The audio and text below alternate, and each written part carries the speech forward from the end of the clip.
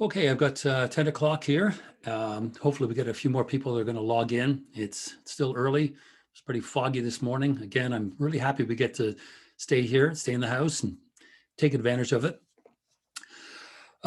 So this week, as you saw, the readings got a little bit more dense, more theoretical, more sort of not revolutionary, but really push things much further. And if there's anything that we can see is very early on, the notion of the spectacle starts being sort of formulated in a variety of ways.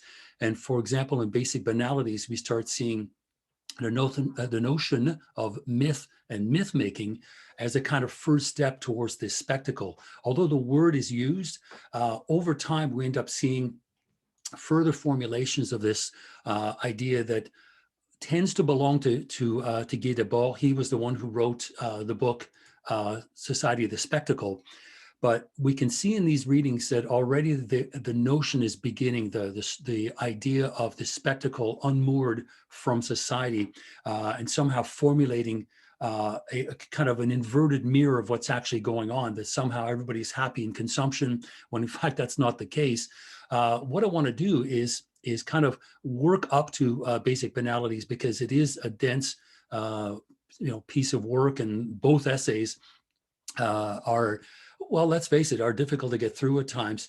What I ended up doing the second time as I read through it is paid attention to the notions of mythology, myth-making, spectacle, then dug out my old Durkheim books on social anthropology, because they actually ended up being quite useful in understanding what Van Eghem is describing to us. Because when we look at what traditional myth making is about, especially the way that Durkheim looked at it, I think is really going to be beneficial for us to understand the overall ideas that are being presented to us in Van Eghem's work.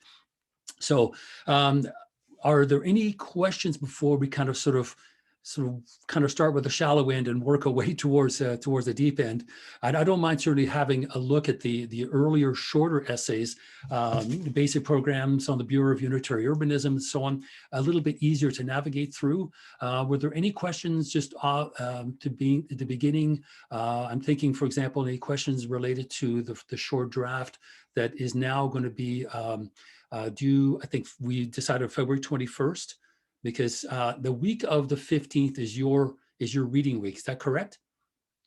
Okay, because it doesn't match up with mine at Fanshawe. I just want to make sure I don't end up logged on Thursday morning and nobody here. So week of the 15th, so I don't forget. All right. So if everyone is okay with what's required, again, this is a fairly loose and informal presentation of ideas that may kind of have been sparked in your mind as you read through some of this material, to line it up with things that you already have an interest in, looking to kind of formulate a sort of parallel passage between what some of the SI's work is versus what you're doing. That's kind of where we're at. And then suddenly, once that's put together and handed in, we can present it to each other and then sort of formulate further ideas. Okay, so, and believe me, I've got a stack of books here. There's about 15 of them. This is the joy of staying home, because now I get to raid my library. Otherwise, I think I would have dislocated my shoulder kind of walking to school with all of this stuff. So I'll try not to overdo it. All right, so the first essay here, page 86, which is a basic program of the Bureau of Unitary Urbanism. Right off the bat, right, there is discussion of ideology. As you saw, I had a couple of articles that you can look at as just optional reading if you wish to pursue this any further. The piece on Condillac, who was responding to John Locke's work in his essay on human understanding. And Condillac wished to take it further. And he said, essentially, and I'll save you reading 300 pages of the book, essentially what he says is that, okay, Locke, you've got it right, but all of this thinking and formulating takes place in a social formation, right, in some kind of social organization. We need to also begin thinking about ideas as we sort of pull them out of the sky and begin to use those to formulate primary and secondary thoughts. So that's what Condillac does in moving Locke further, because Locke is really speaking of just what's happening up here, right? Condillac places that person in society And that becomes very slowly the beginning of the study of ideology, or the science of ideas. Now, I didn't put an article by Tracy, Destudo Tracy, only because all this stuff is still in French, and I don't want to make the assumption that all of you are well versed in French. How many of you actually can read French? How many of you can read German? Okay. I wish I'd taken German, but I've got the French is okay. I was born with it, so I'm lucky. But I didn't want to make that assumption. So having said that, the move from Locke, an essay on human understanding, to Condillac's ideas, which move it into kind of a sociological setting, that becomes, again, the premise for Tracy to start beginning to think of the science of the genesis of ideas in this social setting. And I wanted to just kind of present to you that development of what we now call ideological thinking, or sociology of knowledge, right? That's kind of what it's called now. So that lineage starts that far back. And so the very first line here that we have of unitary urbanism, urbanism doesn't exist. It is only an ideology in Marx's sense of the word. Now, Marx gets his idea of ideology not from Hegel. Hegel speaks very little, if at all, about ideology. He actually gets it from Tracy. And he gets it from Tracy as he applies the thought patterns that go towards understanding capitalism and industry and the very things that Marx ends up being very concerned with. So the notion of ideology really begins for Marx with Tracy. And then, of course, his book on civil society, his ideas about individuals somehow being, capitalist and moralist at the same time. And of course, Marx goes, they're mutually exclusive, right? They don't work in the same sentence. But all of this notion that Marx has of ideology starts with Tracy and his books, his ideas that he presents regarding the kind of the moral fabric of civil society. So clearly now Marx has got a target that he can go after and saying, these ideas you have, quote unquote, about the way in which society works just isn't happening. It is not the way that the world operates. So here we have the SI pointing out that urbanism itself is just an idea. It doesn't work in a practical sense. What is presented in urbanism disregards agency. It disregards the individual. There's more of a concern of the facilitating of commodities, the facilitating of vehicles, of traffic, not human, but vehicular traffic. These kinds of things are what urbanism are concerned with. You'll see, I think, in chapter 4, I talk about some of the radical changes that happened in the city of Paris in the 1870s, which is that period between Baudelaire writing and Rimbaud writing. So by 1870, Paris looks radically different. Everything's been streamlined. Roads are wider, the streets are wider. They all radiate from a central point. And this is all done almost in a kind of geometrical pattern to, again, facilitate the movement of goods and services rather than people. And this is one of the essential issues that the SI raises, that the city does not reflect humans, it reflects products, right? It reflects commodities. So architecture, they say, this is the bottom of page 86. Architecture, falsely satisfying a falsified need. Urbanism, pure spectacular ideology. So this is 1961 that we're already starting to see this word spectacular, or the spectacle. And this is not an article by Guy Debord. This is written in 1961 by Attila Kotany and Raoul Vaneigem. So the notion of the spectacle starts very early. And I'm not going to say in any way that's ill formulated, but it begins this early, in the early 60s. Although this identification of the spectacle is typically, traditionally associated with Debord, I wanted to point out some of these readings that as early as 1961, that notion is already there, that spectacle, this kind of, that inverted mirror that reflects back upon society as not truly what it is. It has very little to do with morality. It has everything to do with buying into an idea, being objectified to the point of individuals practically being commodities, because now they are simply workers and consumers. They're not people, right? They're not poets and artists. They are just consumers. And consumers is kind of an objectified version of what individuals actually are. So this early, we start seeing these kinds of ideas being presented. Modern capitalism, which organizes the reduction of all social life to a spectacle, is incapable of presenting any spectacle other than its own alienation.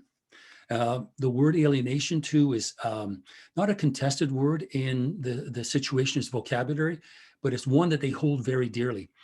You'll see a couple times in the readings, even for this week, they talk about a text called, well, it'd be argument in English, but argument in French.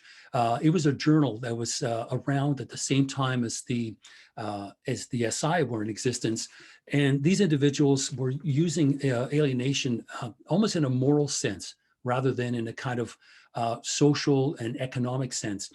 And this really rubbed the SI up the wrong way, because they were saying, look, this is our word, right? It belongs to us. We want to use it as we see fit.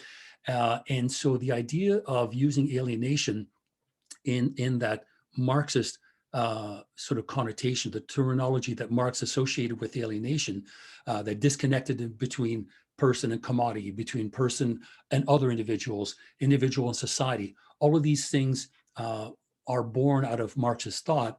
And the SI wish to hold on to this. They wish to, make sure that word belongs to them, and they use it not in the sort of general way of sort of, morality and so on, and sort of some kind of personal point of view, but in fact something far deeper, far more dangerous, because it's social. It's not just individual. Society's created in such a way to enhance alienation, and for the SI. Modern capitalism itself, right, is just this huge spectacle that reflects back more and more alienated people, implying that somehow the only way to overcome alienation is to literally buy into it, to buy more things. And so you become more lonely as you become practically a hoarder. These TV shows about hoarders, I know they're out there. I don't think they do a psychoanalytic assessment of these people. I wish they did, because that would be pretty rich. But I think the few that are out there, they just say, oh, these people have got a problem, and okay, commercial break. Well, no, your show should be the second half. Why? How did you get to this point? Now, I digress for a moment, but this notion of alienation, that emptiness that we can fill up with things, that's really what the SI are pointing out, that this is not the right way to live. Right. This is an empty life. As much as your house is full of things, right, the latest washing machines and TVs, there's still a kind of spiritual emptiness, a kind of emptiness and disconnectedness that people are experiencing with one another. This is the theme that also, yes, Judith. Yeah, it's a question about the text that we're looking at, the unitary urbanism text. Mm-hmm. I pulled it up here, and I was just interested in number 6, the landing. All space is already occupied by the enemy, which has even reshaped its basic laws, its geometry to its own purposes. Authentic urbanism will appear when the absence of this occupation is created in certain zones. What we call construction starts there. So I'm finding it really abstract and wondering who the enemy is, because it's like the enemy is only mentioned this one time in the text. So who or what is the enemy? All space is already occupied by the enemy. Is it just the spectacle, or? Well, I think it's a range of things. That is a very rich passage, because we have here this notion of public urban space, which you would think belongs to the people, like this park belongs to this community, and yet somehow there is ownership over that public space, which begets a notion of a public space. Typically, when there's ownership, it becomes private. So that you are moving almost on private property as you travel through the city. There's first of all that notion. Secondly, I think the enemy in this case is a range of people. It can start with the architects who have designed this particular city, and this could go all the way back to Baron Haussmann in the 1870s, but certainly those that benefit from a city constructed and maintained along those lines. And so the enemy in this case, I think, would also be urban planners, right? Because when we talk about, urbanism, not unitary urbanism here, because there's a sense of totality. Here we have these public spaces owned by by the city, owned by urban planners who are allowed to do what they see fit, to be the best way to move goods. So in answer to your question, I believe the enemy in this case would be these urban planners, whose job it is to facilitate this economic interaction. And individuals are simply secondary. They're just sort of almost in the way. If they could make streets wider, they would. And this was an issue that even, as you can imagine, after the war, because many of these individuals, Guy Debord was born in the 30s, so he would have been sort of a young man in the post-war period, seeing all this reconstruction. And again, what does the reconstruction do? Facilitate this Baron Haussmann view of Paris, somehow being linear, geometric. The heart's kind of getting ripped out of it, right? The mystery and the beauty of Paris, certainly as we see and we experience them in poetry and in prose and in fiction, is rapidly turning into like a giant mega mall, right? And that's kind of what's going on. So I think ultimately the enemies are the urban planners that actively seek to do this and say, reshape its basic laws, its geometry, its own purpose. So the purpose of the city is not for people anymore, right? The purpose of the city is for the movement of goods, right? The movements of goods and services. And authentic urbanism, not this particular kind of urbanism that we are seeing at play that privileges capitalism. Authentic urbanism, will appear with the absence of this occupation. So notice the kind of military jargon, right? An occupation, the enemy. It's a battle, right? It's a clear battle. Judith. Yeah, that's helpful. I guess I'm also just wondering, like my mind is quite blank right now, but is there a corresponding critique going on in the States at that time? Like it is really prescient, and these same attacks leveled at urbanism, urban planning, privatization of public space, like this is a continuous debate that it goes on till today and is still completely relevant. And I just feel like in as early as 1960, were there also thinkers in the States or in North America who were leveling that same critique at public space? Yes, short answer, yes. I think there was, because we see in North America, but particularly in the States, the issue of urban blight, the hollowing out of cities. And we see this, of course, really in earnest in the 1980s. But even as early as the 1960s, as everyone sort of, lights out for the territory, as Mark Twain would say, in this case, out to the suburbs, as cities become, either they're viewed as being too dangerous to live in, everyone escapes to the suburbs. And in a sense, the city's hollowed out, right? It just becomes these empty buildings, of which we have many in downtown London. So we're not alone.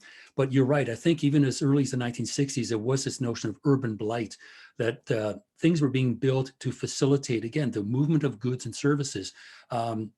To build an airport over arable land, for example, to have highways and freeways that would travel through, in certain places through, sacred burial grounds. It didn't matter to people. It was, we need to move these goods. So yes, I think you're absolutely right, Judith, in saying that these ideas were kind of in the air.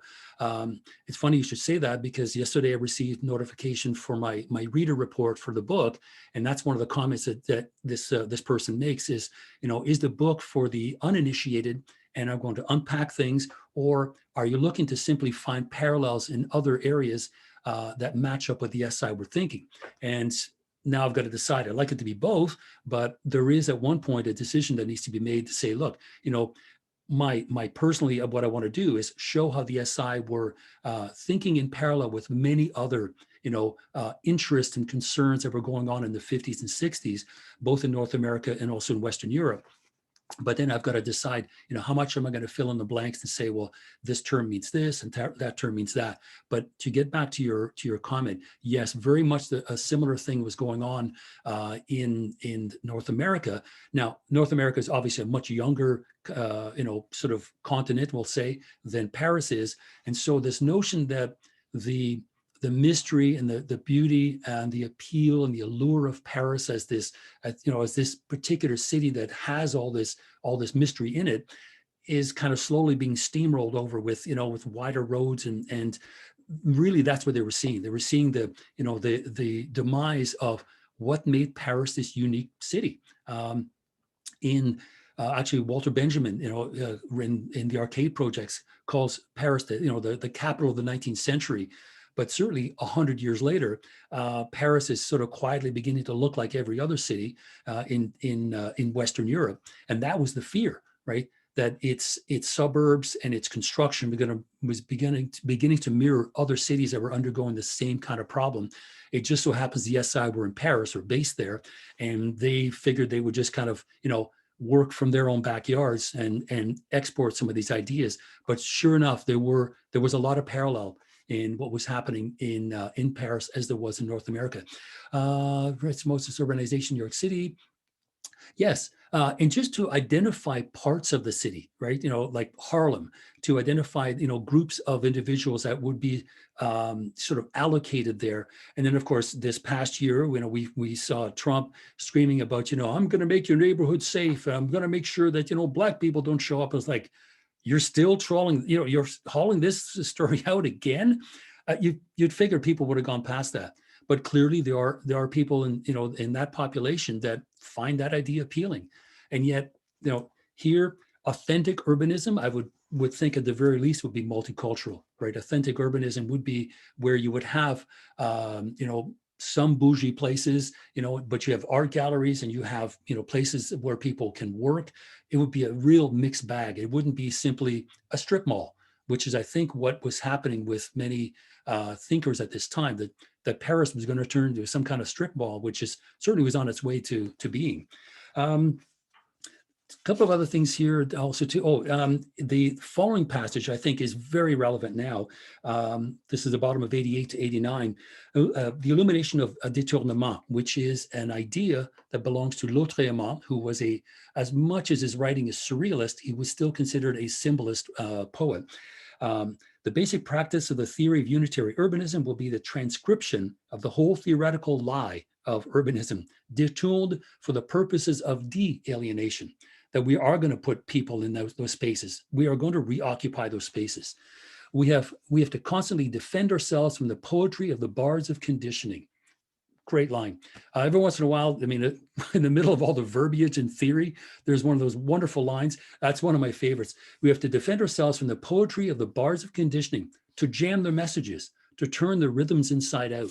So the notion of jamming those messages, those cultural messages, that this is for this is for the betterment of society. This is for your own good. It'll hurt you a lot more than it hurts me, or whatever else.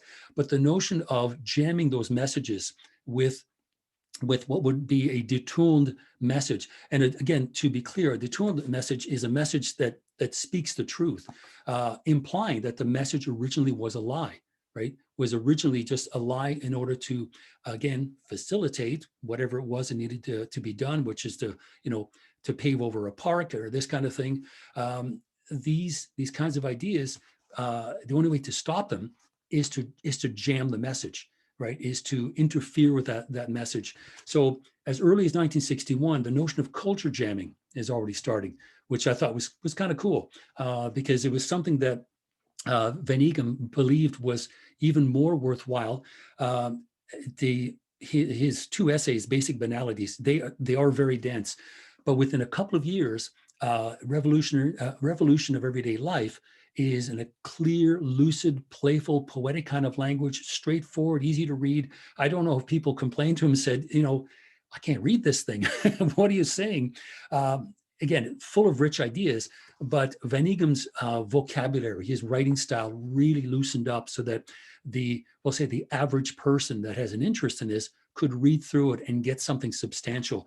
But even this early, 1961, culture jamming is another strategy, right? Another way to kind of detune that message, to flip it on its head and have it tell the truth.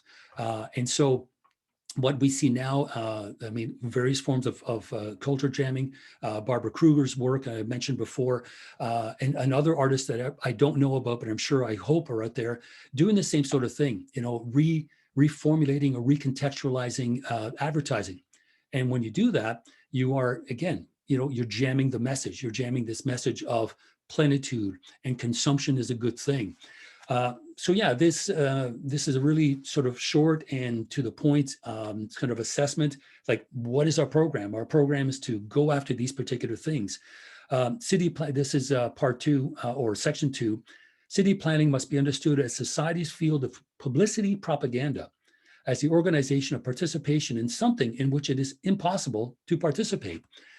So calling this notion of urban planning what it is, that it doesn't involve people. It doesn't involve any kind of joy or creativity or happiness, some kind of human happiness that will be derived from living in a particular place.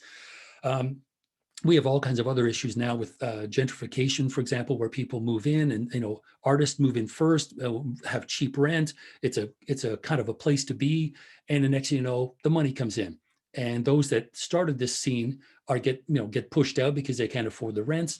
This kind of thing, I think, was already happening probably in Paris, but it was worse in the sense that buildings were being knocked down, like buildings that had been there for hundreds of years, knocked down to make room for wider streets. This is something that, again, took away the mystery of Paris. Judith. Yeah. I'm wondering about the idea that their theory is unitary urbanism.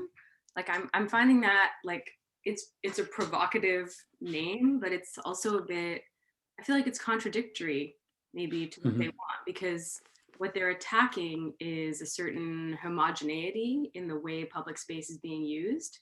And so I feel like what they should be prizing is something heterogeneous, mixed, like spontaneous. Yeah. And instead to call it unitary makes it sound like this like imposition of a single ideal. And I almost don't really understand what they mean by unitary here, but there's like a singularity in what they're proposing, and I don't know what that is.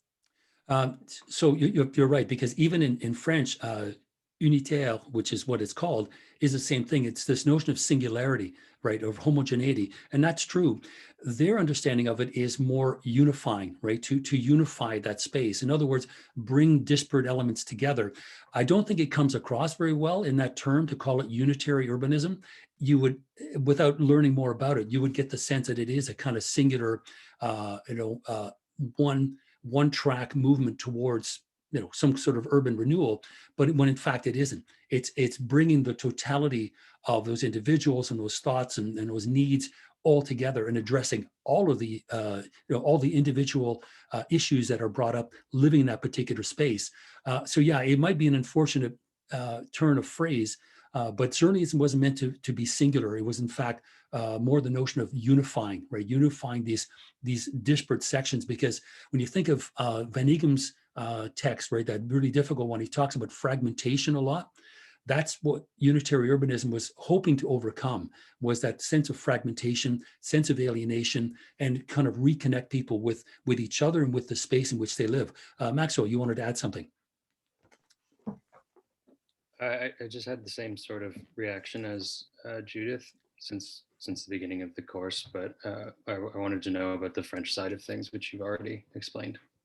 Okay, yeah, it is like in French, urbanisme unitaire. It translates literally the same thing, but I think it's an unfortunate phrase. It really, it collapses down to really the full meaning, which is this sort of overcoming fragmentation and alienation. Emily, you wanted to add something? Yeah, this is only a partial suggestion, but in the middle of 5 and indivisible freedom, he says, no spatio-temporal zone is completely separable. The whole society exerts continual pressure, even on its present reservations. Situationist bases will exert pressure in the opposite direction, acting as bridgeheads for an invasion of everyday life, etc. So I feel like maybe the unitary is kind of these nodes, like these nodes of, and it's an aspirational word. So this sort of aspirational situationist base might be a place to sort of aspire towards things coming into like a closer confluence. But I don't know if it's like everything must be united, but more to think about everything sort of in one space, to sort of bring the threads together. So that would be just from that one section kind of what jumped out at me. Yeah, and again, to the notion of it being called an indivisible freedom, right? Because the sense that people are being divided up, and of course, their subjectivity is rendered objective, et cetera, et cetera. But to call it an indivisible freedom, that it isn't up for grabs, it isn't, it isn't on the chopping block. We need to, and if the full phrase that you quoted, unitary urbanism is a contrary of a specialized activity, invasion of everyday life as a whole. So the totality of existence. And of course, in some of the other essays, the notion of everyday life becomes this kind of this part of our life that we're not supposed to think about, that somehow getting to and from school, to and from work is somehow, it's on our dime, right? It's coming out of our daily existence, because some of us, if we're lucky to sleep 8 hours, I'm lucky to get 3, but we're supposed to have 8 hours of each. And things that matter in terms of getting us to and from school or work aren't even factored in. So they're asking, no, everyday life should include that. Why are we talking about individuals who are consumers and producers somehow don't have this part of their life called, everyday life, creative life spent sort of in a leisurely activity? All of that is part of that sort of looking at it, as a whole, indivisible, that you can't compartmentalize your life in such a way that eventually, if you fragment it, it'll disappear. So the notion here of that indivisible freedom, you're right. It's this bringing all these threads together that allow people to live in a kind of gestalt kind of sort of way, right? The totality of one's life. Yes, I may work in a particular factory, but it's a means to an end, and I want to be a poet or an artist, and I work here and I hang out there, and my ecological footprint is really small because the market's around the corner, et cetera. All those kinds of things end up being really, thought about in a significant way when the freedom we allegedly have, which again, Ben Egan points out, the only freedom we have is to sell ourselves as commodities. Well, what kind of freedom is that, right? It's not much of anything. So for us to look at the freedoms that we have, the everyday life versus our working life, they should be looked at in a totality. They should not be compartmentalized and fragmented, because once you hand that over to an urban planner, who knows what your world's going to look like, and I think that's what's happening. In the situationists are going to push in the opposite direction. As things become more alienating and fragmented, they're going to push in the opposite direction and try to bring people together and renew that bridge that ties these various items together. So unitary urbanism is a contrary of a specialized activity. So specialized activity, specializations, Ben Egan talks about that as well. The notion that we become specialists, that we only focus on this one little thing. And it's true. Today, we live in a world of specialization. We have people that are experts in one thing and one thing only, and are utterly, unfamiliar, or even don't even care what the person sitting in the next, cubicle is doing. And that's the fear, right? That's the fear of ultimate fragmentation. We have urban planners that are looking at the world through this sort of minutia, this tiny little lens, going, well, this works for me. But yeah, you've got to pave over a cemetery. Yeah, but it works for me. That's what specialization is. So to turn around and think of unitary urbanism as this kind of totality, this sort of gestalt way of living, and being the contrary of it, to accept a separate urbanistic domain is already to accept the whole urbanistic lie. So the fact that we have a separate domain where we work versus where we live, that in itself is a kind of lie perpetuated by urban planners who essentially designed the city to reflect that. That's kind of the long and the short of it. And then finally, in section 10, we have invented the architecture and the urbanism that cannot be realized without the revolution of everyday life, without the appropriation of conditioning by everyone, its endless enrichment and fulfillment. So the only way in which we can enact unitary urbanism is to turn around and revolt in terms of, this dismissive view of everyday life. It is an important factor of everyone's life. It is hopefully who we are, right? At one point, I was not just a factory worker. I was also someone that went to school. So I wore many different hats, and depending on who I ran into downtown, I might talk like a factory worker. I might talk like a student. I might talk like a teacher. Who knows? probably I'm not the person that would be the typical example, because no one gets a PhD and cooks cornflakes at the same time. It just doesn't happen very often. Emily, you put your hand up a moment ago. Yeah, I think you said this in your video for this week, and this section 10 kind of suggests it. So I wanted to just like pose it as a question, whether you or other people think that this kind of suggests that the SI were accelerationists or not, because what you just read would kind of suggest that. And I think you said that. Yeah, they were accelerationists. They did believe in technology that would free up individuals, especially from menial tasks. But the other half of it, right? See, here's the fragmentation part, right? Automation, great idea, right? Speed up production. We're going to have 10,000 pins, like Hegel would talk about, or 100,000 pins in the same hour. That's all fine and good. But if it throws someone out of work, they're not going to have the money to buy these damn pins in the first place. So that kind of specialized, fragmented view of the world, again, even with automation, they wanted to look at it in its totality, right? So it's going to solve the problem of menial tasks, right? Menial labor. So we get rid of this, but we need to make sure that we can then turn around and say, well, what are we going to replace it with? If these machines are going to replace, the things that we don't necessarily want to do, we need to make sure that those people who have been technically thrown out of work are going to have some kind of existence. And so the accelerationists are all about universal basic income, which is a very good idea, because it would work to counter that, give people a sense of freedom to decide what they can do with their lives, and the general sense of happiness and well-being, I would think at the very least would increase. But even with automation, the SI wished to have it, I don't want to say both ways. Let's be clear. They wanted to have it so that the totality of the automation is considered, because it does typically throw people out of work, which begs the question, what will those people do?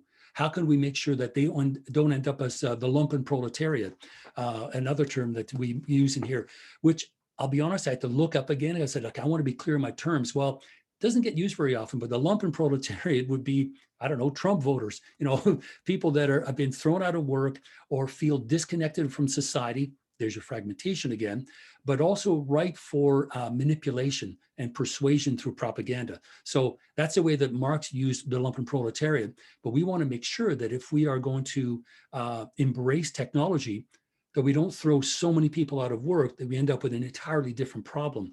So to view the social improvements in their totality rather than their specialized form, that really is, I think, what was part and parcel of their view of automation, but also their view of that unitary urbanism, right? Uniting urban development with individuals.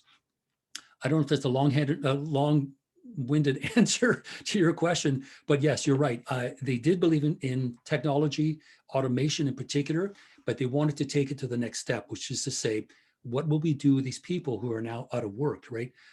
Where do they go, right? We don't want them to be chronically unemployed, but if we had something like a universal basic income that would keep people at least afloat and give them the opportunities to do what they want. And that really, I think, would raise the level of happiness and also raise the level of opportunities for people. But as I mentioned last week, at the end of the day, someone's still got to pick up the garbage, right? And there's some jobs that aren't so nice. So that really is another kind of good example of that totalizing view. I don't mean totalitarian, but just that totalizing kind of Gestalt view where changes in one area affect another. Society is like a kind of mobile, right? You move the mobile at one end, the whole thing will move. And as a result, you can't think in a specialized way. You can't just move a part of a mobile and not expect the rest of it to respond.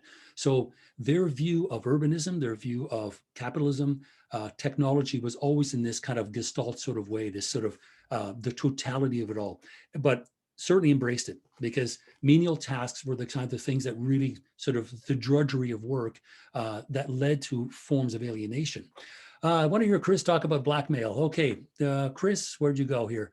That was that something that was in the text? The floor is yours. Jump in a little bit earlier with this point, but yeah, to go back to, it was in section 2, which was described as capitalist domestication being like imposed through, was it like blackmail of utility or blackmail of like usefulness or something? Yeah, all this is imposed by means of a blackmail of utility, which hides the fact that this architecture and this Yeah. conditioning are really useful only in reinforcing reification.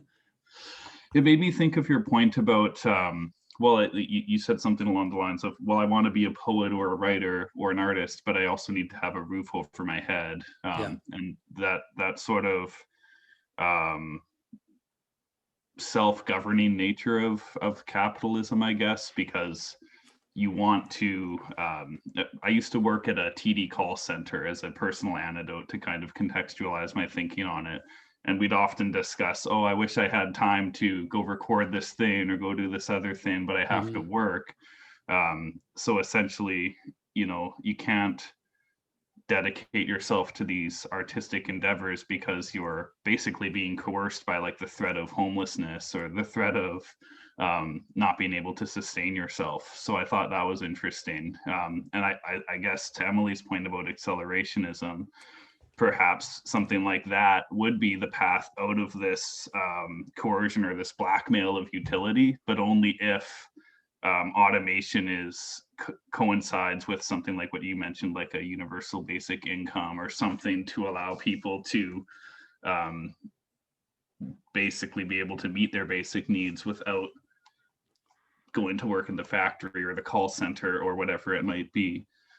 So I don't know, it's kind of an interesting, I just was struck by that too, just because it was like a really well-written sentence, I thought. Yeah, but that was one of the highlighted ones that I had like a star beside in my readings.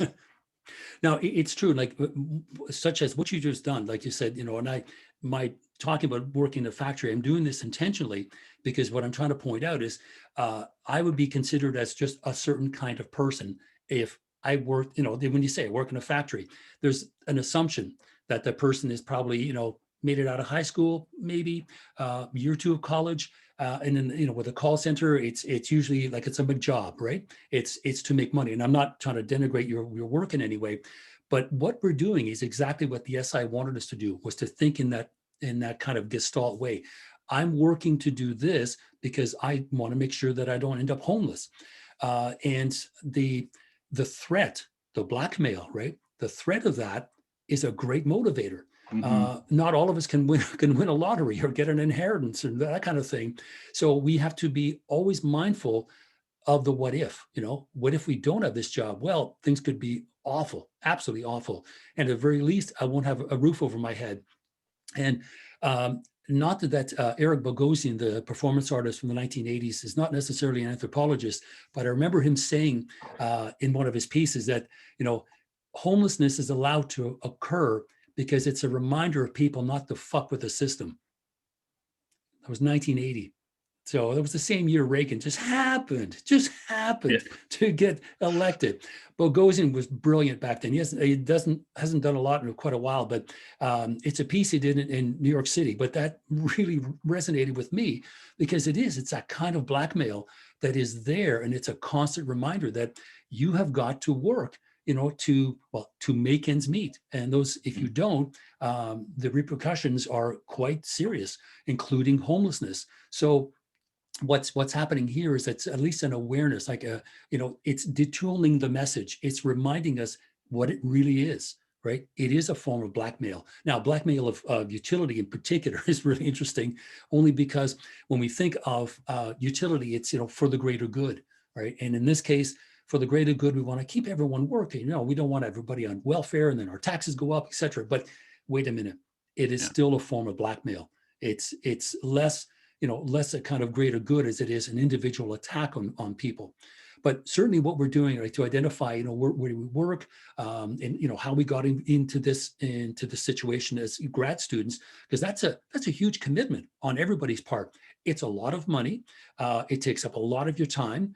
There's no guarantee at the end, the end of this passageway. I don't want to depress you either, but it's tough, and I've been through it, and it's tough, and it costs a lot of money, and it's a choice you make because you can see that there's a light at the end of the tunnel.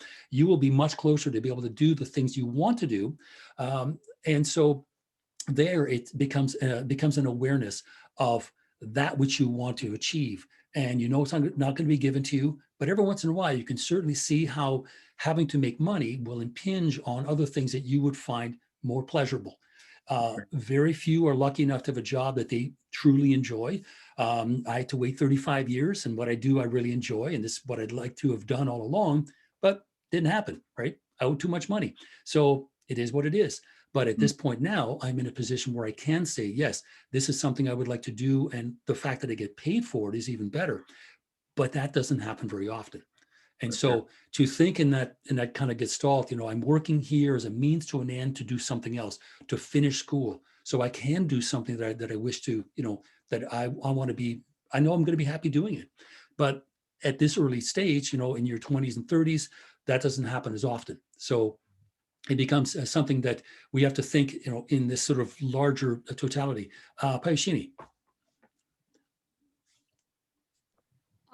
So could you talk about, I'm sorry if I missed it in the text or in our previous lectures, but could you talk a little more about constructing situations? I mean, the practice of it, how they envisioned it, and also if maybe you think that it can meet certain challenges now. If any of you can sort of weigh in, I know that some of you have, I think Emily studied art history. So I don't know, I mean, what kind of political challenges did it meet back then and it could meet now? Yeah. Okay, and now that in itself can be a very Just difficult. One more thing to add, I'm so sorry. Sure. About I think this particular aspect of resolving philosophical problems through practice, through revolutionary practice. Mhm. And I mean, I think it sort of falls under that particular paradigm. So that's just, yeah, it's a Okay. way. Now, to answer how can one go about creating a situation, part of it has to do with where we are at that particular time, whether we're indoors or outdoors. We are writing, we are creating. To create a situation, it's something that both sounds really clear and yet at times really difficult to define. But certainly what is happening, for example, in the text we've just been looking at, to push back against reification, to push back against objectivity, to claim, a part of a park. Okay, say for example, not over the last year because of the pandemic, but the year before, there were people that were homeless who went out and they wanted to stake out a part of Victoria Park downtown as a place to live. That's a situation, right? They took over a public space. They made it very very useful. I don't want to say utilitarian because that takes us in a different place, but they took a part of public space, which is a park, and said, if this belongs to us, I would like to use it in this way. So the tents there, that little tent city that was built. In fact, I would say most tent cities, wherever you are forms of situations in the sense that a public space is now being used in a very different way than it was originally designed for. Like even under a bridge, right? Under a bridge is a nothing. But you know what? That space is meaningful. It's protection, right? It's like a concrete ceiling. It's great. Yes, go ahead. So in response to that is what, how do I put it? The potential that they see in creating these situations and enacting whatever change may come out of it, is it something that they believe is abundant in everyday life of every single subject, or is it something very specific to a revolutionary strategy that is adequately informed by theory as well? Now, I believe the SI felt that anyone living under a capitalist system was potentially a revolutionary, which is why they were, like, for example, Van Eeghem talks about myth making and the collective consciousness and so on. He was implying in that text that everyone can at least conceive of these ideas because everyone is affected negatively by living in such a system. So there's that. There's also then the possibility that the degree to which a person can be creative in overcoming whatever issue is at hand, in the case, for example, of homelessness, right? To stake out a portion of a public space, and even whether it's in a park or under a bridge, it doesn't matter. Everybody can turn around and say, well, what do I need? Can I articulate that need? And absolutely. In fact, Henri Lefebvre in the Production of Space says, freedom, it isn't without a necessity, right? I need this degree of freedom because I'm homeless. I need to live somewhere. So he does equate, there's a relationship between need and freedom. If you don't need anything, you wouldn't even know that you are free. But until you push, right? And the SI all about pushing back, right? The bridge work and so on, pushing back against a situation that a person thinks, okay, I need a roof over my head. Okay, do I have the freedom to do it? So this is why the FEB really wanted to make clear that relationship does exist, right? There's freedom and necessity. The two work hand in hand, because until you push back and kind of re-articulate that public space to your benefit, you won't know whether you can get away with it, right? You won't know whether you can do such a thing. Now, I know, again, a very long-winded answer to your original question of what is the situation, but it really depends on what the conditions are. It depends on who that person is. It depends on what needs that are not being met, and how they respond to it, right? Do they respond creatively, or do they respond in a criminal fashion? And then, of course, that begs the question of, the enemy, they're the ones that call the shots, right? They're the ones that decide what is against the law. Is living in a park against the law? Well, hey, policy planners, let's make sure that's a law from now on, because we got too many people doing this. Oh, there goes your freedom. So a situation really depends on those immediate conditions and those, the necessity that you feel is not being met. So whether it's food or clothing, housing, any of those things, you can respond in a certain way, but the limits of your freedom are going to be articulated very quickly, depending on what you do and where you are. Hopefully that answers the question a little bit, because I think that was one of the things with the SI. They kept it intentionally vague because they talk about sort of, the permanent ambience and the degree of pleasure. Just going to, as we're talking here. Okay, a constructed situation, a moment of life concretely and deliberately constructed by the collective organization of a unitary ambience and a game of events. Well, okay, let's take another shot at that. That's on page 51 under definitions. But as you can see, it's somewhat concrete, but it's also very open-ended. So a moment of life, right? There's a degree of spontaneity and creativity in it. So a moment of life concretely and deliberately constructed. So concretely, in society, in a public space, or in a space at least, but deliberately constructed, created by the person who needs to have this particular change, by the collective organization of a unitary ambience. So again, the totality of the issue, the need, the degree of freedom that will be allowed to that person, however temporarily, because I don't know if you were around when this happened with the tent city, but it wasn't around for very long. There was a degree of tolerance, and then for some reason, I'm not even sure who it was that started, complaining about it, but the police showed up and it was gone. Now, this past spring and early summer, there was a tent city not far from where I live at Western Fair, and it was away from the road. It was there for 3 months. Not a word. Nobody had a problem. There were porta potties. There was a police presence. The tents were all sort of nice and neat and over there, but that was actually a private space. The private space, now that's a difference. That was owned by someone, and the Western Fair people said, you can have it, right? We have an issue. We need these people all together. And that lasted for, like I say, about half the summer. But the one in a public park, that's more confrontational, perhaps, because we know that it is a public park, and one's degree of freedom gets tested very quickly when we do something as public as that, right? To kind of overtake a section of a public park. But this idea of a moment in time constructed by the organization of unitary ambience and a game of events. Now, the notion of a game is also something that is part of Debord's strategy, because at times he calls it warfare, other times he calls it a game, but he likes to have the two of them kind of collapse together, because really what underlies both of them is strategy. right? You have to be strategic in how you do things. And you can do it in such a way that you can be, let's say, in a park for a couple of days. Then you go to a different park. And then the next, you're strategizing. As soon as everyone arrives at, point A, you're now at point B. So there's a kind of game of strategizing to make this work for a period of time. But yeah, that's probably one of the hardest things with all of this to like the old elevator pitch, what's the situation? What do you got? Right. So again, I don't know if it's a proper answer, Paishini, but I think at least it kind of gives us an idea of the flexibility that it has. Go ahead.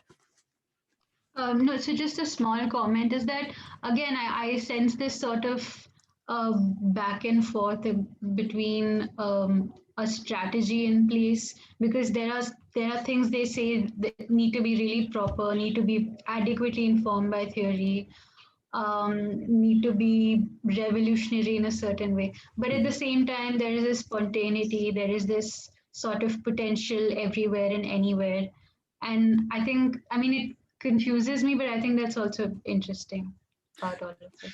Now, that's that idea of spontaneity and creativity is one of the reasons why the SI thought very favorably of the Paris Commune, because it was something that occurred spontaneously, and there was no real planning other than the fact that there had to be some kind of blockade. But how quickly it developed, the degree to which it developed, and the degree to which it was a success was probably maybe beyond the immediate concerns of those that initially started it. So certainly there can be a flashpoint, we'll call it, and people sort of rally around it, and the next thing you know, other like-minded people show up, and the next thing you know, you start building your barricades, and you get your shopping carts full of bricks, and then you cordon off the road, etc. So there is, I think, in revolution, some degree of open-endedness.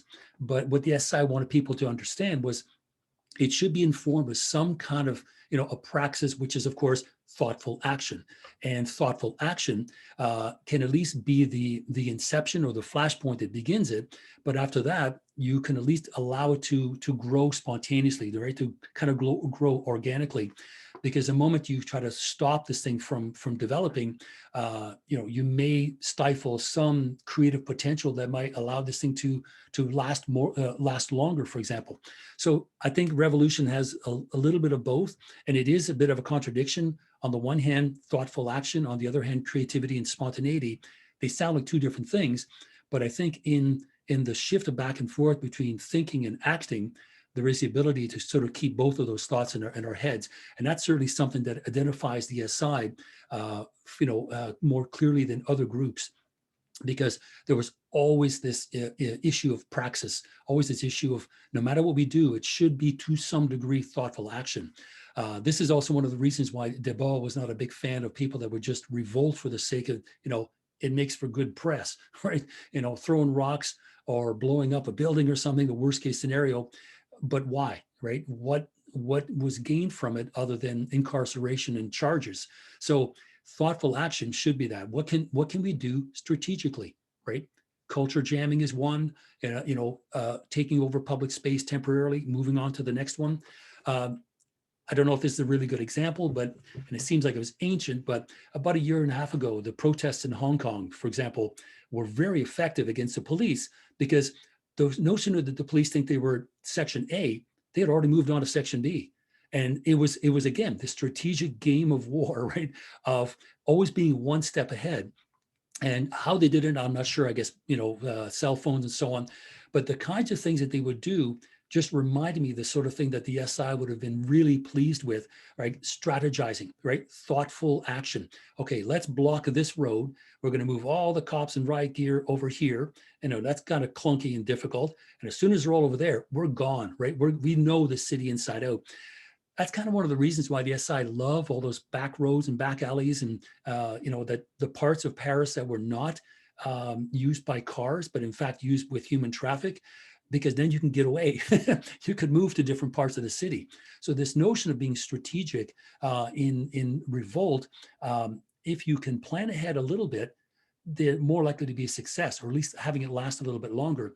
And the Hong Kong protesters, I think, learned that lesson and I'm not saying from the SI necessarily, but it was a strategic move on their part to always stay one step ahead of the police and the riot squads. Now, unfortunately, it's an unhappy ending because of what's happened since.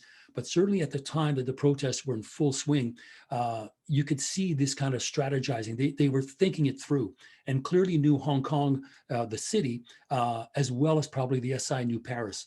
For them to be able to move that many people that quickly was quite remarkable. Again, I don't know if it's a really good example, but it's one that certainly when I saw it, it made me think of the SI and the kind of, that kind of thoughtful action.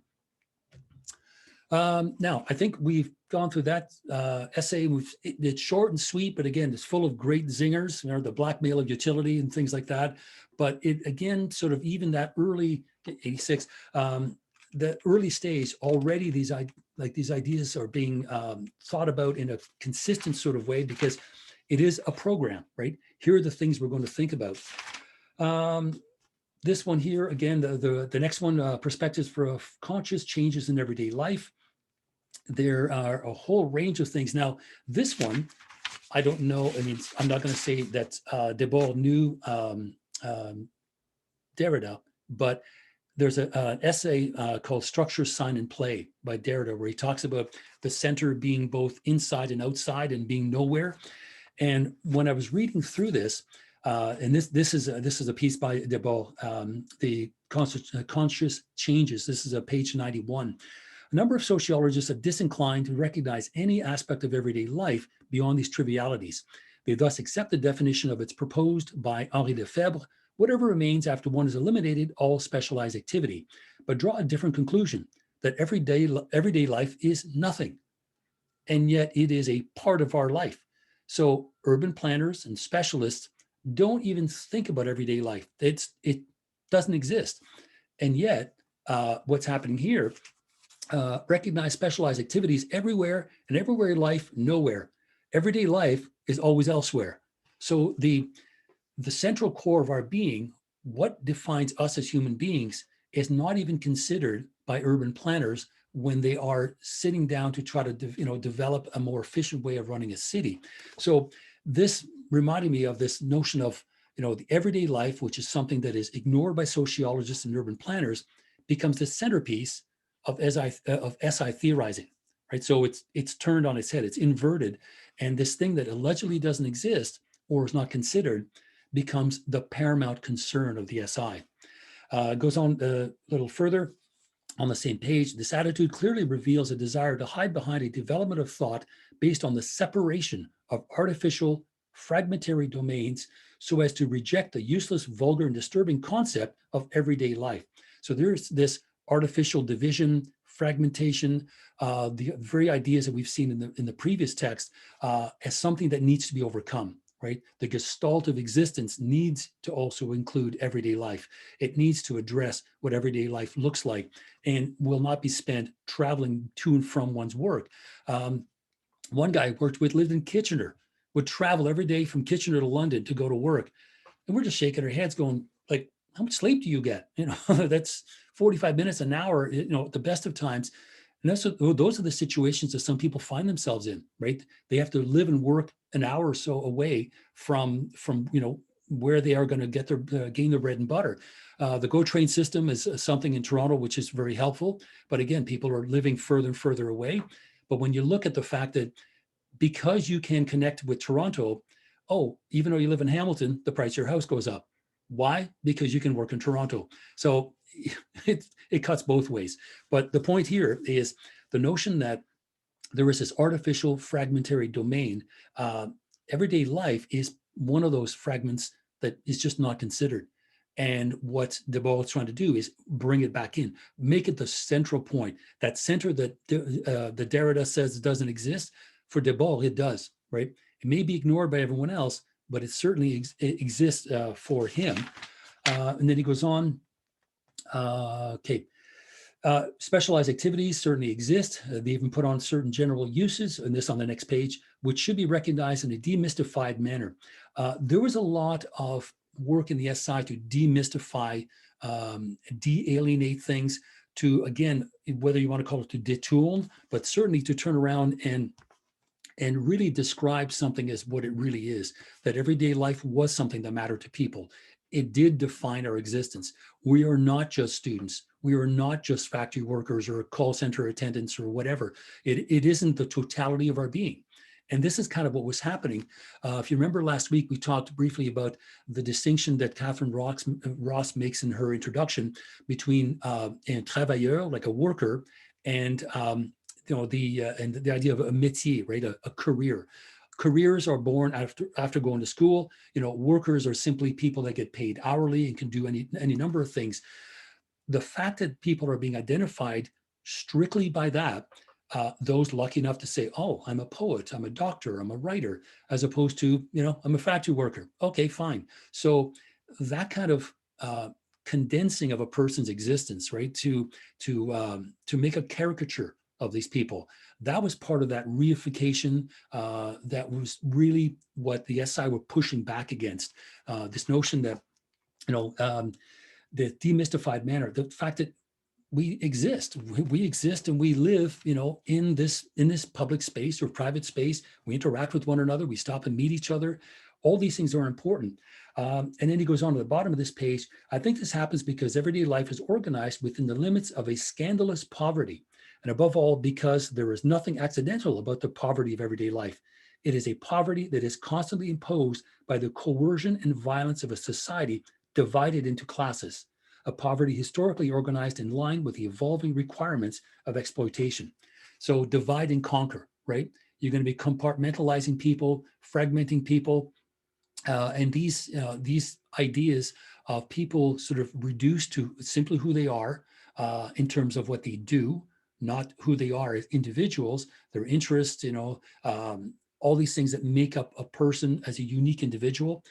This is, in fact, the violence and coercion that the society is inflicting upon these individuals as they are trying to, live their life to the fullest capacity that they can. So again, a reasonably short essay. Just looking, were there any passages in this particular essay that were important? Because again, it kind of repeats the same message. Bottom of page 93. Through its industrial production, the society has emptied the gestures of work of all meaning, and no model of human behavior has retained any relevance in everyday life. The society tends to atomize people into isolated consumers and to prohibit communication. Everyday life is thus private life, the realm of separation and spectacle. So there we have spectacle again, 1961, and that's mentioned by Debord. The notion that society is atomizing people, disconnecting them from one another. There is, not that it would matter because there were places where we could go and talk, but even in a factory, even at a union shop, there was always the fact that it was 98 decibels. That's loud, right? I don't know if you've ever been in a room that's 98 decibels, but what's the first thing that is really difficult to do? To talk to one another. And we literally, ended up with sign language like break, over there. That's literally was language. I'd like to talk to you about the totality of your being and your reified exist. Break, and that's it. So I'm being facetious, but you see what I mean. When you are setting up a situation where it prohibits language and prohibits speech and interaction and communication because the place is so damn loud, you don't know whether is that intentional? I mean, could you make this a little bit quieter? Now, in our shop, we ended up with earplugs and that helped, but you're still shouting at one another, right? You're still doing this because it's the only language you can understand. So what I'm getting at is in these particular situations, there are things that do make speaking to one another, especially in a work environment, very difficult. Now, I'm not saying an office is really loud, but for me, that was an example that I found rather unusual because it just highlighted the fact that, are we allowed to talk to one another? Well, if you are at work, it gets pretty difficult. So these particular conditions, the fact that the individual living in society is purely a person who is working, when in fact we are much more than that, right? We are not just, the 8-hour job that we 8-hour a day job that we do. We're more than that.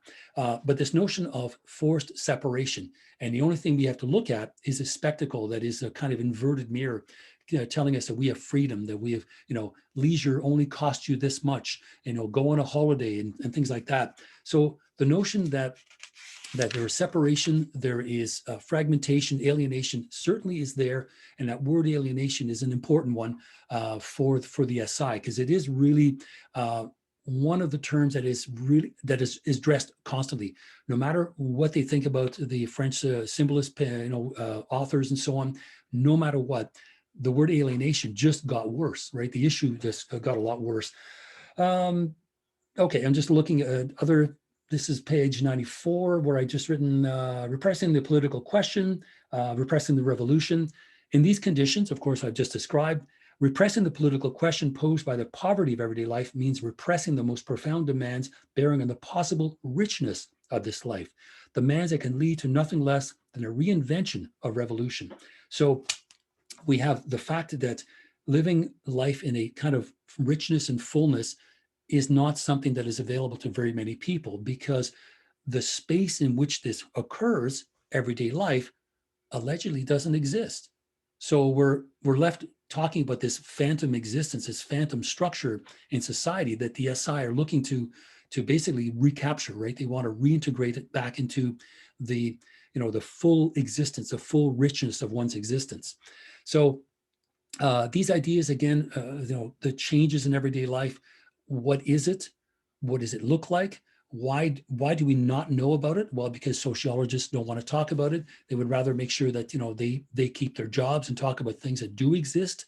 So there's a kind of attack on positivism as well, because we end up having a situation where we're going to talk about something that doesn't appear in most sociology books, but it is there. If you read Durkheim's Division of Labor, there's nothing in there about everyday life. It's not important, right? It has nothing to do with the division of life. So I'm flipping through here.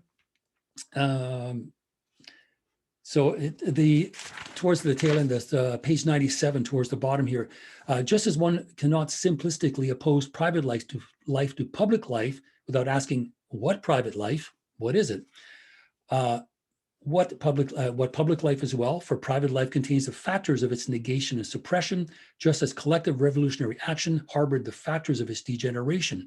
So it would be a mistake to assess the alienation of individuals within revolutionary politics, when it is really a matter of the alienation of revolutionary politics itself. The problem of alienation should be tackled dialectically, so as to draw attention to the constantly recurring possibilities of alienation arising within the very struggle against alienation. The notion that the ideas that the SI are presenting to us are those that should affect directly virtually anyone living in a capitalist society. So there is this notion of a collective consciousness to the degree that we're all workers living in this particular society. And so for us to make sure that we are on the same page together, the revolutionary, politics needs to be inclusive. And as a result, if we can do it so that we're not struggling against alienation with alienating forms of revolution. Judith. Yeah, I think there's a lot to think about in Debord's use of Lefebvre specifically. Yeah. And so the question of what should be the material of analysis, like it's almost like, what should sociologists look at, and what should we as revolutionary situationists, what should we look at and identify even as like the locus of analysis and what space is possible for revolution. So I just think the Lefebvre definition of everyday life, it's just really important that I just lost it, that it's definition by negation. And there's kind of like that familiar philosophical idea of like the residue, that later. The remainder, right? Yeah, the remainder, and like in deconstructionist thought, there's some of this is repeated or like employed in a different way. Mm-hmm. Yeah, there's also like a strand through Marxism for thinking about like what is extra, what is surplus. But anyway, the Lefebvre definition, so everyday life is whatever remains after one has eliminated all specialized activities. It looks like, and I was just looking at another article about this, it looks like Lefebvre is trying to identify something common and like a common ground that would be a space for transforming society. But I feel like it's just not so simple. Like it's there needs to be a lot more thought put into what this idea of like setting specialized activity aside, what that really is. Because as you're saying, I think it does have to do with labor and the division of labor and people kind of like being put into like functional roles. So we want to put aside all of that utilitarian activity and see what is common. But maybe there's something more to think about. Emily has a comment. Yeah, Emily, if you wanted to jump in as well. Yeah, I was just thinking about Bourdieu as we were talking about this. And so he's inevitably like the partial answer to what sociology should be doing. Like if I was honestly ever to be dogmatic about one thing academically, okay, one, it would be everyone should be an anarchist. And two, it would be everyone absolutely needs to read Bourdieu and it shouldn't even be a question. Yeah. But he's deeply affected by his imbrication in the Algerian War, which he's a part of. He's conscripted, and also by what happens in 68, and he writes Outline of a Theory of Practice in 72. And it's in so many ways, like if Lefebvre says that everyday life is like sort of the remainder after you take out, I forget the exact wording, but sort of all the productive activity, Bourdieu will say that, I mean, the project of sociology is to assess space socially, in including not just what's left over, but also the productive activity, like actually to look at social space totally. And the way that he does it is, like, in my opinion, completely brilliant and really like kind of wraps it all in. Not just the avant-garde, but also the everyday and also the productive, and really everything that builds together to talk about why we move through social space as we do. Yeah. Now, Judith, you want to add to that? Now, while you're talking, I'm going to grab my Michel de Certeau book because I have it on my shelf. Hold on one sec. Yeah, I think that's super useful because in a way, it does sound like what Debord and maybe Lefebvre want to do, but this might be overly critical, is like they just want to escape from that realm of a form of capitalism that's being imposed. And instead, like, let's set aside those specialized activities, that labor that we're forced to perform. Let's set aside the blackmail of utility and examine that which is common, that which we share.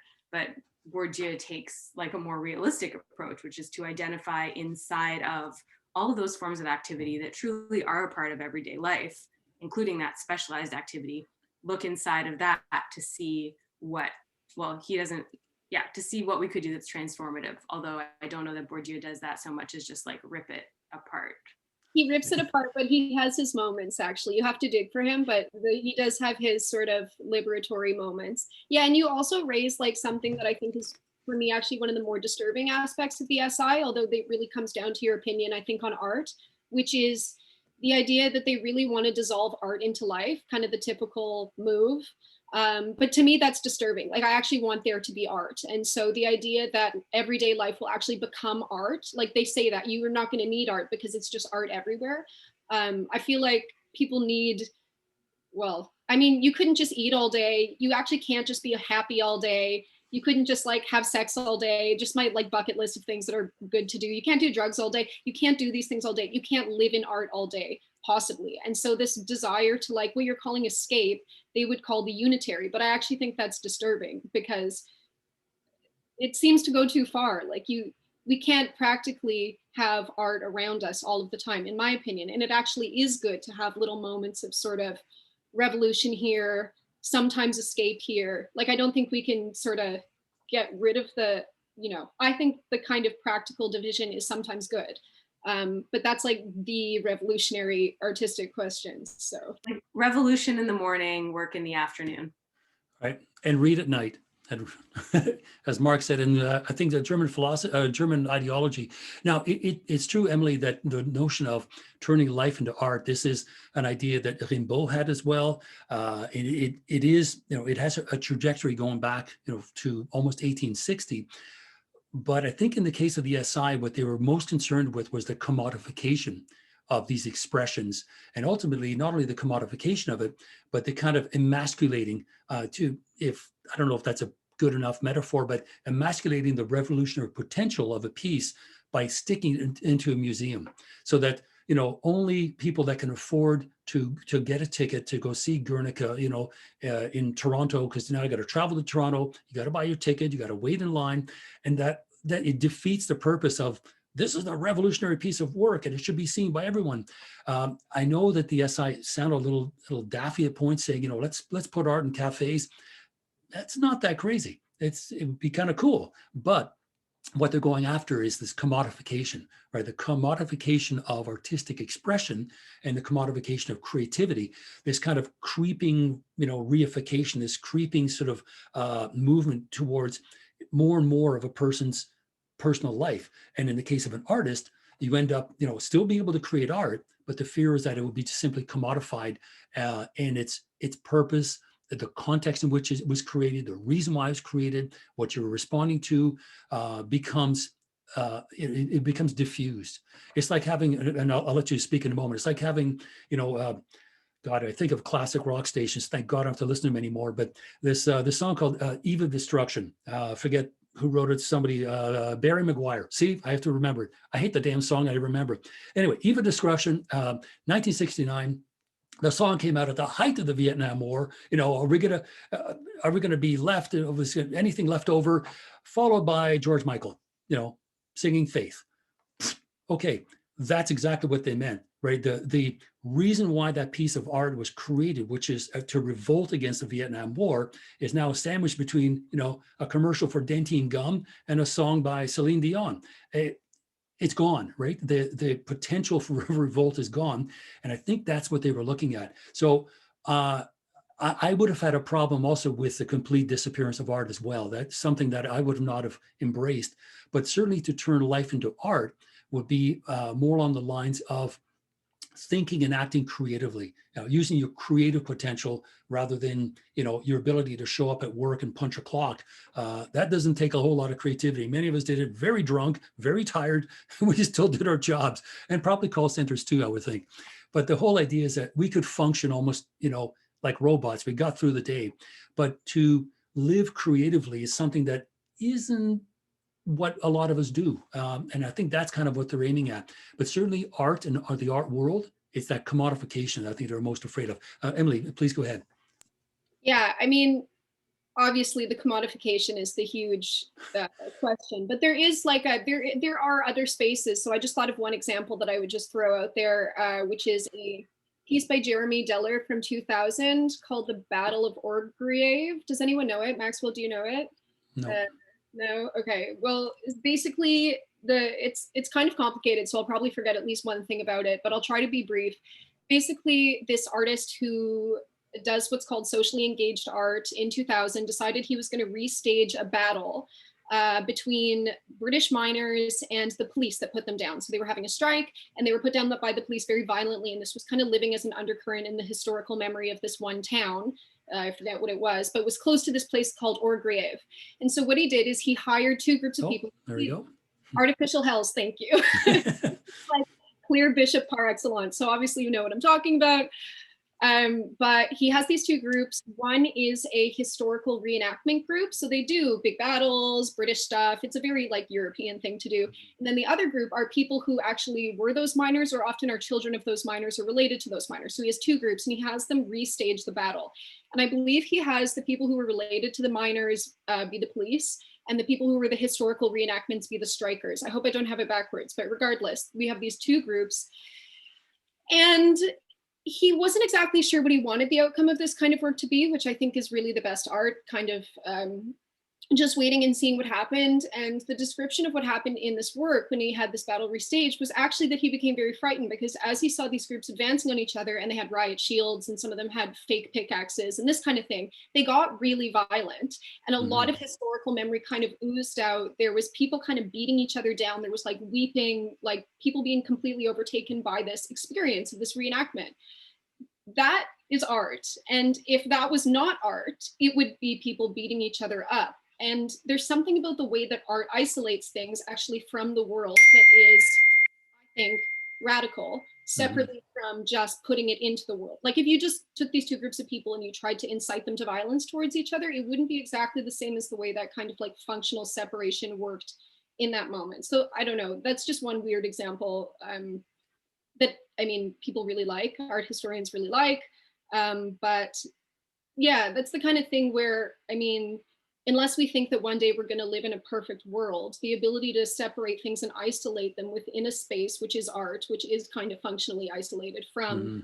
the everyday, even though these people, like some of them were related to the miners, like it had a very everyday connection or a very real connection, but it was still that isolating function that I think makes that a powerful moment that it might not have otherwise. It might just be violence otherwise.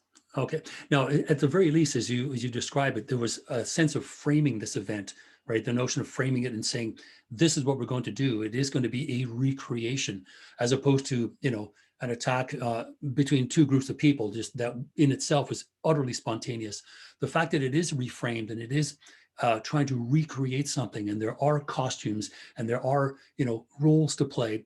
As you were describing, I was beginning to think of the Stanford experiment from years and years ago, where, if I remember correctly, it was just a reversal of the guards and the prisoners, and it went completely off the rails because, deeply held hostilities were now being expressed, and as you say, depending on what these people were doing, there was a lot of that pent up personality and personal conflicts that they were trying to work through became very, very dangerous. But certainly the initial idea of framing this event, having it structured in a particular time and place, isolated from, we'll say, everyday life, this was the purpose. So this was, again, thoughtful action. It was a kind of praxis.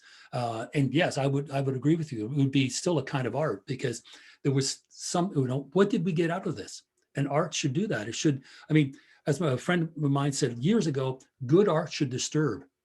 And that's what it should do. It should disturb you in some way. It should get you thinking. So that would have gotten people thinking, like, why did they get so violent? Oh, well, because of the following reasons. So there is the result and the need for art, right, to play through something, to act out something. I just realized we're 25 after 11 here, and I wanted to at least talk a little bit about basic banalities, parts 1 and 2, which are probably the most dense texts in this book. And that's why I also said to have a look at the beginning of the second one, to give you at least some kind of guidance as to what it's about, because I know the first time I read it, I was getting lost constantly. And so essentially, it is kind of a culture of narrative and agents and sort of media agency robbing fantasy myths, instantaneous technological dissemination. I was making notes as I was going through it, but certainly if we look at page 154, the main ideas are coming through in that summary, which is, vast majority of people have to devote all their energies to survival. We've got to work to put a roof over our heads, to feed ourselves. So there's the first thing. And survival is something that is constituent of virtually everyone that lives and works under this particular system, thereby denying themselves any chance to live. So you're living this empty existence of just survival. So you're kind of need level 1. You're existing within a particular economic framework that does not give you a whole lot of creative, outlets. But let us take care of it for you. You need a creative. Well, go watch this movie. Go to the art gallery, or what if I want to make something? Well, no, that's not important. So there's the first part, that the notion of living is modified by something far worse, which is simply survival. That's mere existence, first of all. The organization of controlling the material equipment of our everyday life is such that what could potentially enable us to construct it richly plunges us instead into a poverty of abundance. Again, a really interesting phrase, and a poverty of abundance, where our lives are so filled with things that we end up just going like, why is this not working for me? And that's what I mentioned, like hoarders at the beginning probably are good, examples of this kind of thinking, that even though we have so many things to buy, somehow we just keep buying the next thing. And some of these ideas, if you're thinking of Baudrillard, for example, the notion of collections of things, that's, the worst thing you could do is start buying a collection, because guess what? It never runs out. You're always buying the next piece. And so there's a little bit of Baudrillard in this kind of, the summary of the first part. But what is more important is the way in which Van Eeghem uses the notion of myth. And he talks about private appropriation entails an organization of appearances by which its radical contradictions can be dissimulated.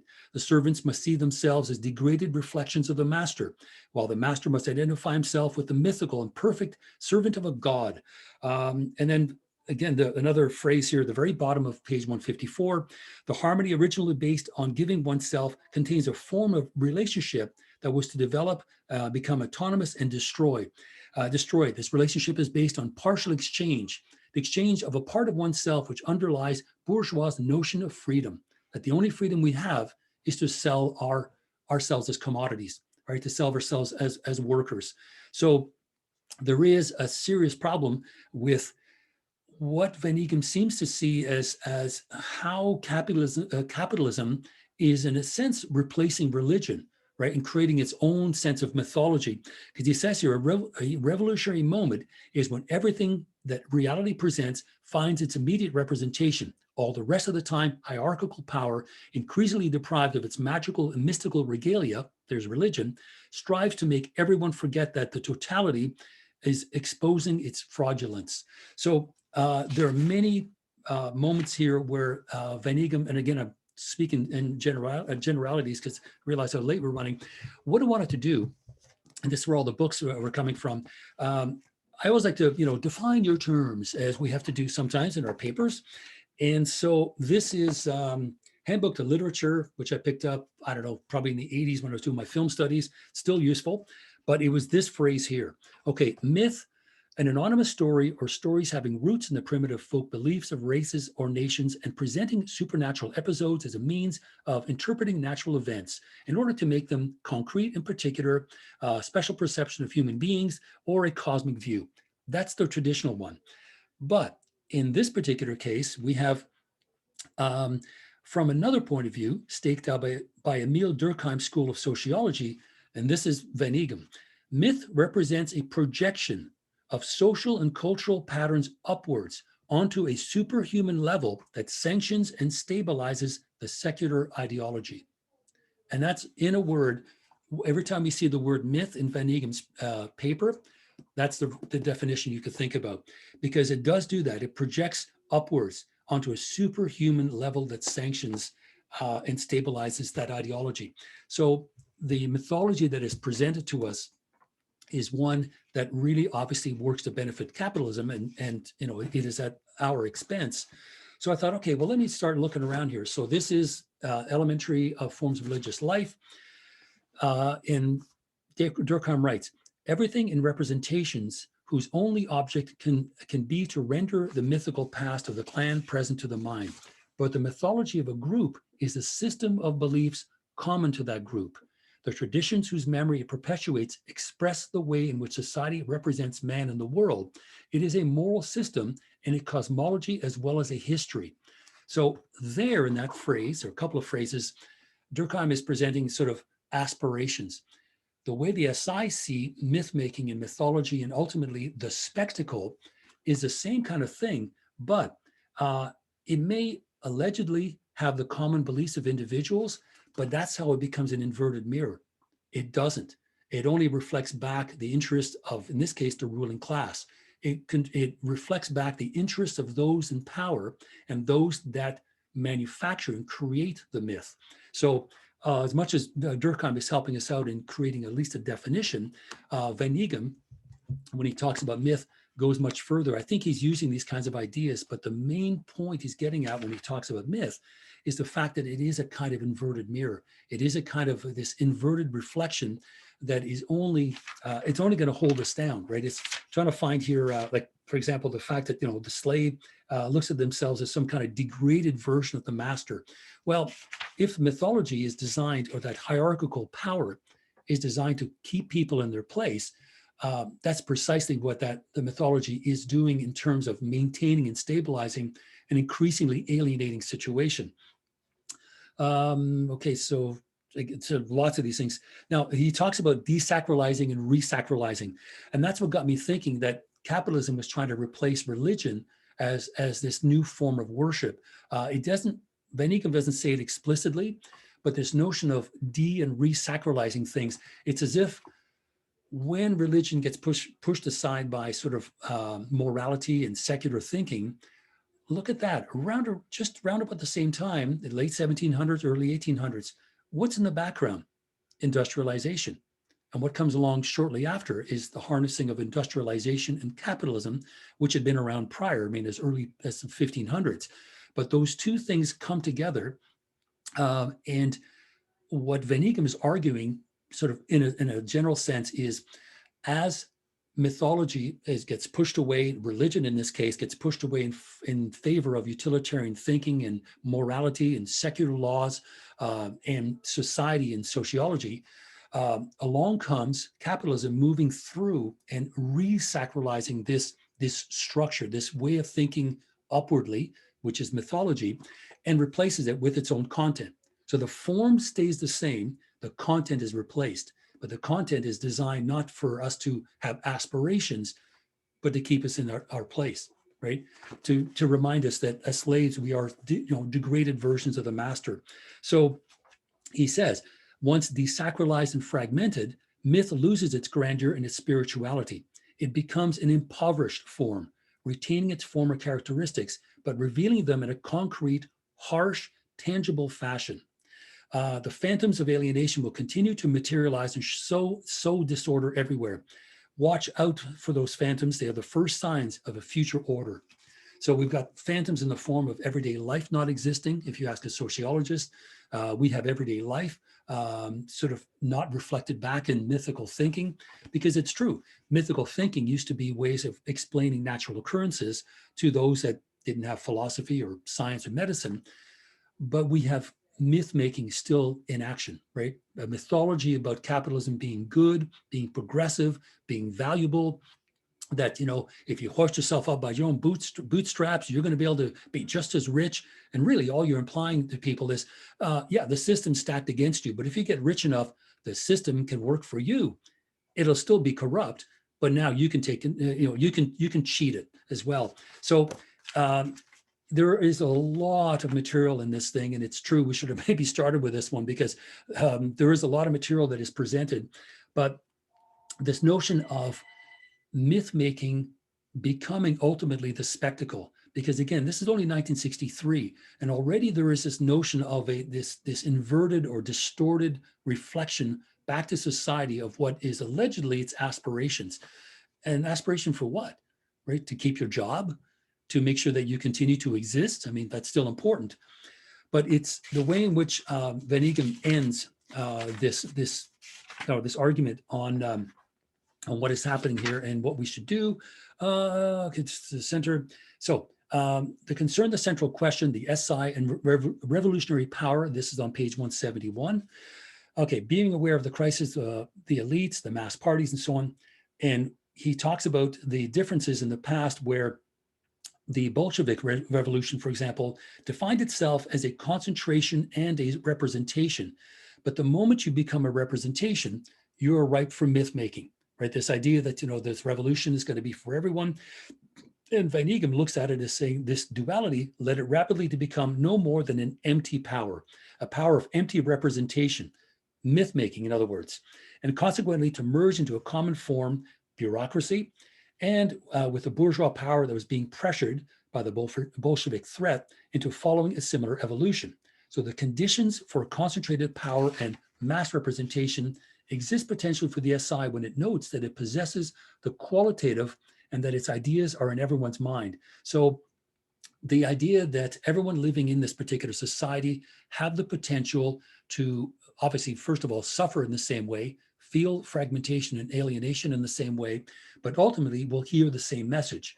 And so he says, we refuse both concentrated power, in other words, to be the harbingers or the vanguard of the proletariat, as Lenin would call them. So we refuse both concentrated power and the right of representation, conscious that we are now taking only public attitudes. So he says, instead, power without mediation, power entailing the direct action of everyone. So here, and to get back to Emily's point about the idea of art being sort of superseded, in this particular passage, the notion of power without mediation, direct action. So representations, myth making, and these things are not going to help the issue at hand, because the moment we start to worry about what we look like and what how we're going to present our ideas to people, you're now creating representations. These can be co-opted and become part of mythology that won't really work in your benefit. Do I like to? Yeah, just reading Judith. I was looking that up, and I think it was not until the early 70s, by which point the SI were pretty well finished, because I was looking up other people as well.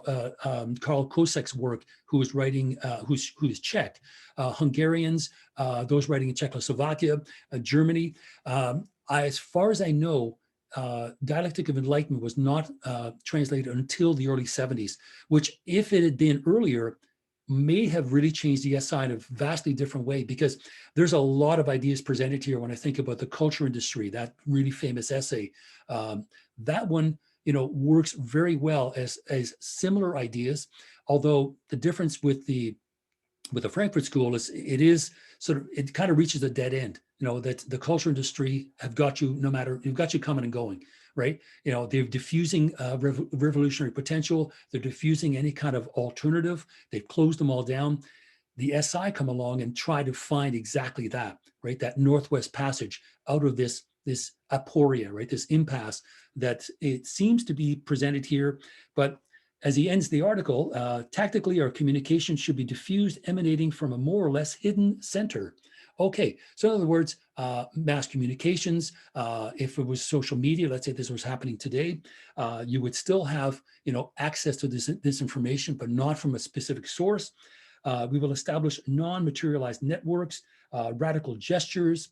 Okay, we will claim radical gestures as our own by analyzing them. We will consider that our own acts and analyses are supported by the majority of the people. He keeps saying this because mythology only works when it represents a vast number of people. What Van Eeghem is doing here is he's trying to invert the typically positive view of mythology as an explanatory model, right? Explanatory form, because we're talking ancient Greece at this point and prior. But what's happening here is this degree of myth making is also trying to explain away alienation, also trying to explain fragmentation and dissatisfaction, reification, and trying to cast it in a positive light. So Van Eeghem says that's the kind of culture jamming we need to do. We need to break that monolithic view of the world, and we can do it because we believe that the majority of people understand what we're doing. The majority of people do not see themselves reflected in this mythology that capitalism is creating, as it is trying to replace religion as sort of this superhuman order. There's lots of other things here in Durkheim and so on, but they essentially are saying the same thing, that mythology always aims upwards, superhuman forces, roles to play in society. And of course, if you're trying to keep people in their place, what better way to do it than myth making? And myth making can be done, through Hollywood movies, right? It can be done through mass media. So at this early point, we have the idea of spectacle developing through myth making. We see it as something that is monolithic, needs to be fragmented and broken apart through détournement, through culture jamming. All these things become sort of many different tools that are at the disposal of the SI, and the strategies, the paradigms from which they're going to operate. Okay, almost 1:45. Unfortunately, I've got to close down because I've got my class coming up and I want to be able to save a copy of this.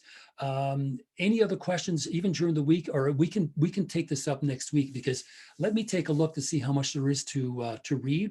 Let me kind of pare it back a little bit, because there's a lot of stuff in what we just looked at for this week alone that I'd like to be able to look at. And I mean, we didn't talk about Rimbaud and Baudelaire, and which was kind of the gist of the video for this week. So let me cut back a little bit on the readings for next week so we can kind of revisit this material, because there is a lot of really rich stuff that we just didn't have a chance to go through, because we spent an hour on just one short essay, simply because that's kind of the nature of their work.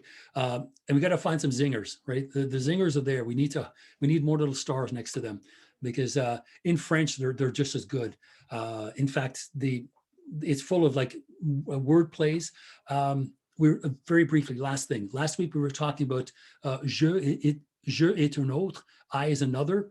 Well, a pun in French, the way you describe it is un jeu de mots, right? A word game. So the notion of a pun being a word game and being able to substitute different meanings using the same word to mean different things, of course, is how a pun is created. I wanted to just point that out because we talk about some of the strategies. To use puns is one way, but in French, it's just interesting that it is actually a mot de jeu, right? A word game that Rimbaud himself is trying to do. He is playing with language and he is trying to push meaning beyond, not comprehension, but beyond the syntax that we're typically, we are familiar with. So all that stuff we're going to get to next week. It's already 11:45, and I just want to make sure I can save this because a couple of weeks ago I did, and I knocked myself out of the other Zoom, so that wasn't too helpful. Anyway, so take care, everyone. I'm going to post this as soon as I can, probably after 1. And any questions or comments, queries, whatever about the readings for this week, email for sure. And then if not, make sure to have those for next week. And then I'm going to take a look at the readings and just kind of maybe whatever it is, about half as much, because there's lots of stuff to look at, as you can see. Very quick question. Would you prefer we started earlier? Can people meet us starting at 9:30 or is 10 o'clock okay? Is that 10 o'clock is good? Okay, cool. You're also saying hello. All right, let's leave it at 10 o'clock because I think we're covering way too much already. All right, so, and poor Judith is now having to remember things for comms. I don't want to make your life worse. Okay, so take care, everyone, and we'll see you next week. Bye-bye.